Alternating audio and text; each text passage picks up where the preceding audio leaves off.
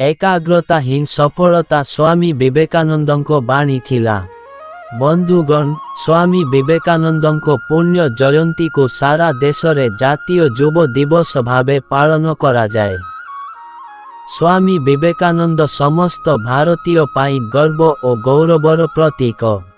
एही महान और अद्वितीय व्यक्ति 1863 मसीहा जानुआरी 12 तारीख दिन आर्यभूमि भारतर कलिकतार उत्तर भागरे थिबा सिमुलिया ठारे जन्म ग्रहण करिथिले।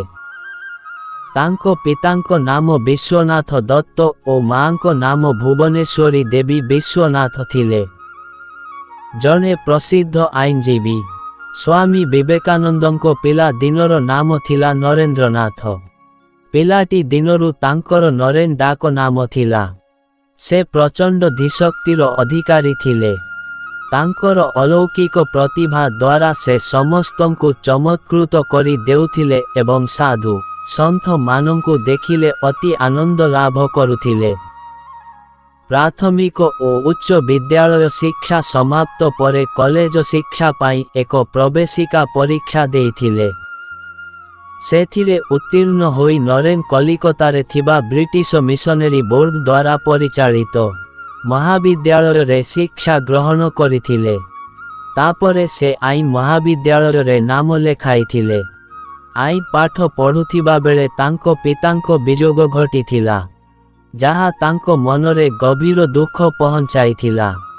तेणु से आउ अधिक शिक्षा ग्रहण करि पारि नथिले। तांको मुंड उपरे पड़िथिला निज परिवार चलाइबार बोझ। एथिपाई से एक सरकारी चाकिरी रे जोग देइथिले, किंतु हृदय तांकर आध्यात्मिकता प्रति ढली रहुथिला। से चाहुथिले तांकर मन आउ प्राण को भगवानंको निकटरे उत्सर्ग करि देबा पाई। से भगवत प्राप्ति पाई जने सद्गुरुंको मने मने खोजिबारे लागिले। समयानुक्रमे तांकर रामकृष्ण परमहंसंको सहित साक्षात हेला। से बारंबार दक्षिणेश्वर काली मंदिर रे तांको साक्षात करिबाकू लागिले। नरेन अंक भक्ति निष्ठा और व्यवहार रे संतुष्ट होई रामकृष्ण परमहंस तांको निजर शिष्य भावे ग्रहण करिथिले एवं दीक्षा देइथिले। गुरुंको ठारू दीक्षा ग्रहण करिबा परे नरेन अंक नाम विवेकानंद होई जाइथिला। विवेकानंद गुरु रामकृष्ण परमहंस अंक सहित आश्रम रे रही गुरु सेवा करी विभिन्न आध्यात्मिक कार्यक्रम रे जोग देउथिले। गुरु रामकृष्ण परमहंस अंक महाप्रयास परे विवेकानंद जने पदव्राजक सन्यासी भावे जीवन बिताइबाकू स्थिर करी भारतर कोण अनुकोण भ्रमण करी हिंदू धर्मर महनीय कथा और गाथा को प्रचार करिबारे लागिले। धीरे धीरे लोक माने तांको स्वामीजी बोली संबोधन करिबारे लागिले। सारा देशरे से स्वामी विवेकानंद भावे परिचित होई जाइथिले। 1893 मसीहारे अमेरिकार चिकागो सहर रे विश्व धर्म सभा आयोजन होइथिला। एथिरे जोग देबाकू पृथ्वीर सबु प्रधान प्रधान देश निज निज धर्म गुरु मानंकू पठाइथिले। विभिन्न धर्म मध्यरे समन्वय सहयोग करिबा एही धर्म सभार उद्देश्य थिला। अमेरिका रोमान कैथोलिक संप्रदायर मुख्य धर्म जाजक एही धर्म सभारे सभापति रहिथिबा बेले जैन, बौद्ध, इहुदी, शिंटो, इस्लाम, ख्रीष्ट प्रभृति धर्मर पंडित माने जोग देइथिले। हिंदू धर्म सभा पक्षरु एकमात्र स्वामी विवेकानंद जोग देइथिले। समस्त धर्मर पंडित माने निज निज धर्मर गाथा और गुण सबु संपर्क रे उद्बोधन देई सारिबा परे स्वामी विवेकानंदको पाळी पड़िथिला। से उद्बोधन स्थली को जाई हे मोर प्रिय अमेरिकार भाई और भौणी माने संबोधन रु आरंभ करिथिले निजर उद्बोधन। एही समय रे धर्म सभा स्थली करताली रे कंपी उठिथिला।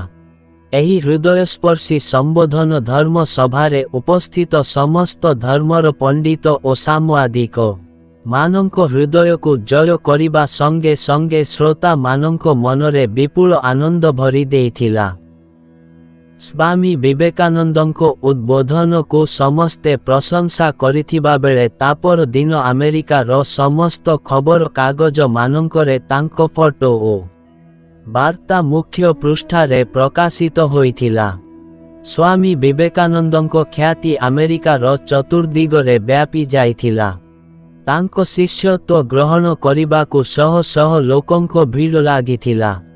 ଏହାପରେ ସେ ଆମେରିକାର ବିଭିନ୍ନ ସ୍ଥାନକୁ ନିମନ୍ତ୍ରିତ ହୋଇ ଯାଇ ହିନ୍ଦୁ ଧର୍ମର ମହନୀୟ କଥା ଓ ଗାଥାକୁ ବର୍ଣ୍ଣନା କରିଥିଲେ। ସ୍ୱାମୀ ବିବେକାନନ୍ଦ କେବଳ ଆମେରିକା ନୁହେଁ ବିଭିନ୍ନ ଦେଶ ଓ ଭାରତବର୍ଷର ବିଭିନ୍ନ ଅଞ୍ଚଳରେ ବୁଲି ବୁଲି ଧର୍ମ ସଭାରେ ଉଦ୍ବୋଧନ ଦେଇ ନିଜ ପାଣ୍ଡିତ୍ୟର ପରାକାଷ୍ଠା ପ୍ରଦର୍ଶନ କରିଥିଲେ। ତାଙ୍କର ମୁଖ୍ୟ ବାଣୀ ଥିଲା ଯୁବ ସମାଜକୁ ନିଜ କର୍ମରେ ଏକାଗ୍ରତା ରଖ ନିଶ୍ଚୟ ସଫଳତା ପାଇବ। ଏହି ମହାନ ପୁରୁଷଙ୍କର ମାତ୍ର 39 ବର୍ଷ ବୟସରେ ପରଲୋକ ଘଟିଥିଲା।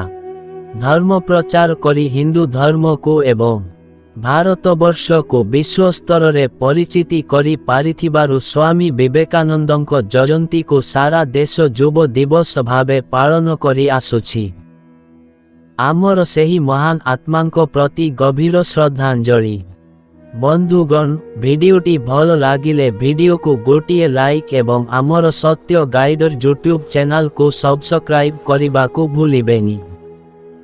ଧନ୍ୟବାଦ। ଜୟ ଶ୍ରୀ କୃଷ୍ଣ।